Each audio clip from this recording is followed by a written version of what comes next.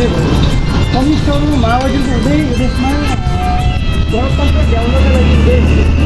यी पार्टीहरूले गणतन्त्र ल्याउनको लागि कहाँनिर आफ्नो योगदान पुरा गरेको छ गणतन्त्र ल्याउनका लागि माओवादी लगायत कम्युनिस्ट पार्टीहरूले त्यो योगदान पुरा गर्छ र त्यो युगका लागि ती पार्टीहरू चल्ने र आजको युग अब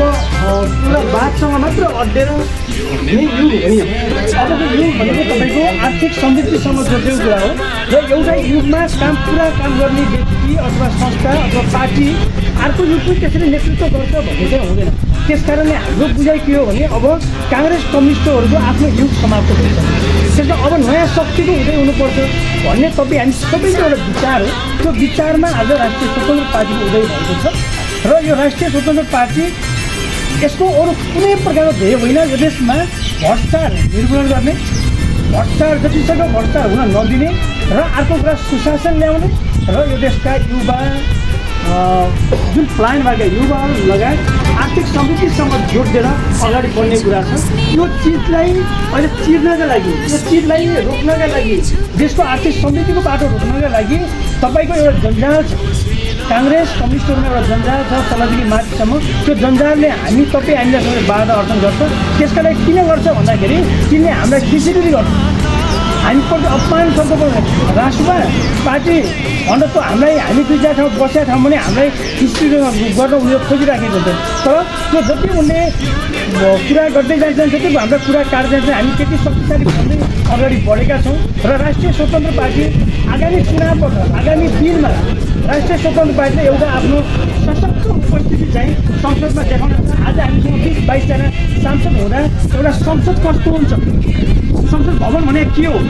संसदले गर्नुपर्ने काम के हो भन्ने कुरा 20-22 जना सांसदहरूले एउटा छर्लङ्ग पारेका छन् जसको अवस्था कहाँ छ भनेर छर्लङ्ग पारेका छन् यो अवस्था यो यहाँ छ र यसलाई यो बिन्दुमा पुर्याउने हो भन्ने दिशाका लागि हामीलाई 84मा हाम्रो मिसन 84 जुन हामीले पनि बारम्बार भन्छौँ त्यो मिसन 84मा हामीलाई पूर्ण बहुमत चाहिन्छ र त्यो पूर्ण बहुमत भएपछि हामीसँग 21-22 जना सांसद भएको पार्टीले देशका फाइलहरू देशको राज्य सत्ता नै परिवर्तन हुने गरी एउटा दुईवटा फाइलको लागि राज्य सत्ता नै सत्ता सरकार नै तलमाथि हुने अवस्था हुन्छ भने यी नेताहरूको अभिगत कहाँ पुग्ला यिनीहरू कहाँ जालान् यिनीलाई भित्रभित्र डर भइरहेको छ संसारमा दुईवटा शक्ति पार्टीहरू प्रति एउटा दुईवटा ठुला पार्टीहरू मिलेर सत्ता चलाएको इतिहास छैन पुरा इतिहास छैन यहीँ हामीले हातमा पनि देख्छौँ काङ्ग्रेस आएर भाजपा मिल्यो भने अरू पार्टी त सकिन्छ नि एकैपल्ट तर काङ्ग्रेस आई प्रमुख प्रतिनिधि दल बनेर बसेको छ भाजपा पार्टी सरकार चलाएको छ तर हाम्रो नेपालमा यस्तो छ कि यी दुईटै नेता यो पार्टीका नेताहरू भ्रष्टाचारमा चुम्लोमा डुबेका छन् यी अब तपाईँको अर्को कुनै शक्ति आएर राज्य सत्ता सञ्चालन गऱ्यो भने त्यो दुईटै पार्टीका व्यक्तिहरू सबै सकिने जेल जाने त्यसमा विवाद छैन त्यसै अब जोगिने बाटो के हो भन्दाखेरि अब हामी दुईवटा शक्तिसँगै मिलेनौँ भने हामी चाहिँ बच्दैनौँ है भन्ने हिसाबले यी दुईवटा पार्टीहरू मिसिएका छन् यी मिसिए पनि कहिलेसम्म मिसिने हो भने 84सम्मै मिसिने हो त्यसपछि यो देशमा घन्टीमय अवस्था हुन्छ त्यसका लागि हामी वाडाबाटै हाम्रो टोलबाट हाम्रो घरभित्रबाट पनि हामी जागरुक भएर अगाडि बढ्नु म सबैलाई अनुरोध गर्छु हामी अर्काले के भन्छ कसरी भन्छ हाम्रो कुन मोडले भन्छ भन्ने होइन हामी हाम्रो धारणालाई प्रष्ट पारेर अब हाम्रो ध्येय भनेको यो देशमा आर्थिक समृद्धिकै बाटो छ आज मैले आउने हामीभन्दा अगाडिका अग्रज बुवाहरूले यहाँ आफ्नो मन्तव्य दिनुभयो उहाँहरूको एउटा मनमा यो देशमा आफ्नो पीडा अब आफ्नो जीवनकालको अन्तिम अवस्थामा हामी पुगेका छौँ हाम्रो अब के अरे जुन जीवनमा भोग्नुपर्ने धेरै भोगाइहरू भोगिसक्यो तर आउने पिँढीलाई पनि त्यो दुःख नहोस् आज जसरी गाउँमा घरमा मान्छे बित्दाखेरि मैले तपाईँलाई सानो उदाहरण भने धेरै साथी तपाईँहरू सबैलाई थाहा छ यहाँ नेता चैतो भन्ने त सुन्नुहुन्छ तपाईँहरूले सबै चिने काङ्ग्रेसकै नेता चैतो भन्ने हुन्छ सानो उदाहरण